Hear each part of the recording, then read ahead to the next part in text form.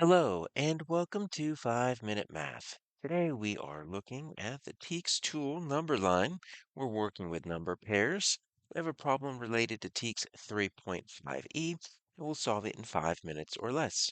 If you haven't done so already, please go ahead and take a moment to pause the video, work this problem out on your own, unpause it, and we will look at our answers together.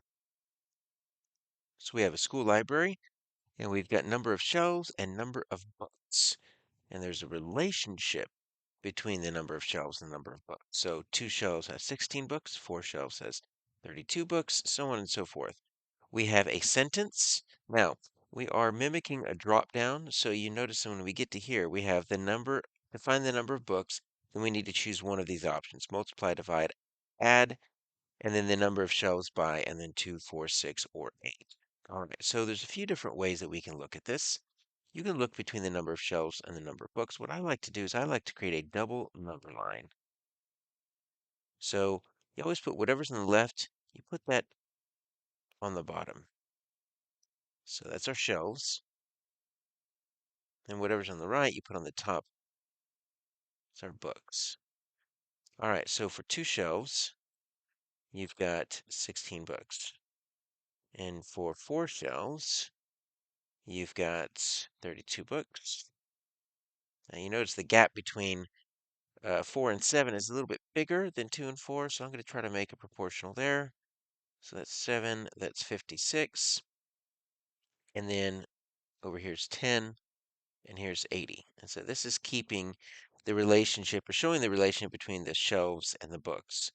Now, one way that you can look at this is through examining how the shelves change and how the books change.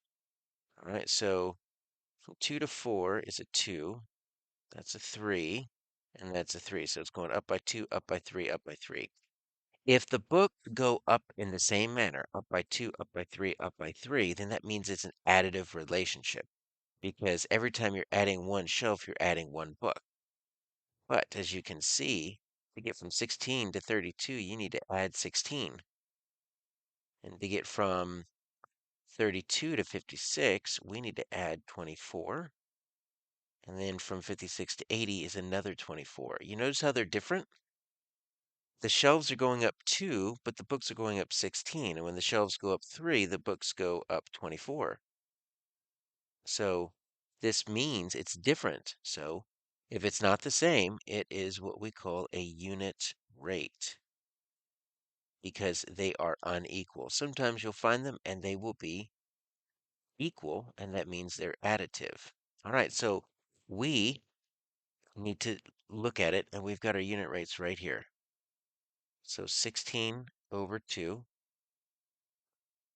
32 over 4, 56 over 7. That's why I like this, is because it kind of gives us what our unit rate is once we identify it's a unit rate.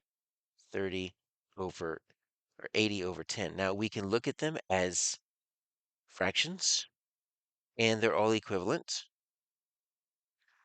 And something that we'll learn in middle school is that when you show it like this, it also means division. So 16 over 2 or 16 halves can also be the same as 16 divided by 2 and 32 divided by 4. That's just fractions are just another way of showing a division problem that you haven't finished. So all of these come out to the same problem. 8. Okay? So that is our unit rate is 8. It goes up times 8. Because look what you're doing to get from 2 to 16, you're multiplying by 8. And so what we did is we divided to see what that unit rate is, and then we have to look, all right, how do I get from my shelves to my books? Times 8.